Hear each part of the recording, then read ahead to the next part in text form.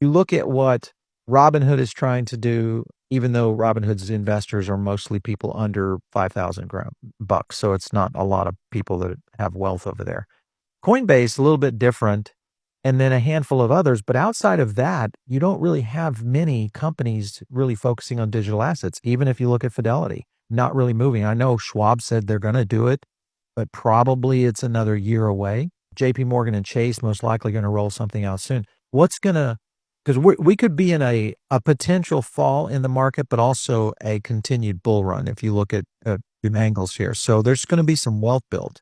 I think people are going to come into a lot of wealth through the end of this year. And if we, and I say we, because I feel like I'm part of the XRP family, I've been here a long time, had just left it up to the banks to come up with this, most people would be saddled with tax implications, Yes. not have the education to make sure that they're protecting their assets and their wealth over the long term.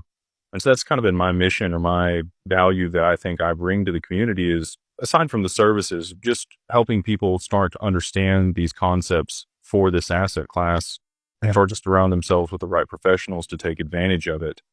And so to your point, a lot of people do have a spider web of stuff, and that's not wrong, right? You're mitigating risk of loss. You're holding some assets here and there. If you have one situation versus another that, you lose a portion of your assets through some unfortunate circumstance, it's not the whole thing. We have clients that hold some assets away from our institutional custody.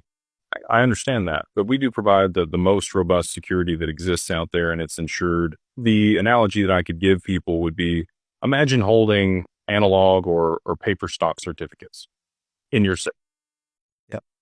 That's right. In the old days, you used to do that, but Exactly. not anymore. And that's how I view digital assets today, right? You're holding these physical items. There's no recourse. There's no insurance if they catch on fire or get lost. That's happening with the gold bugs right now.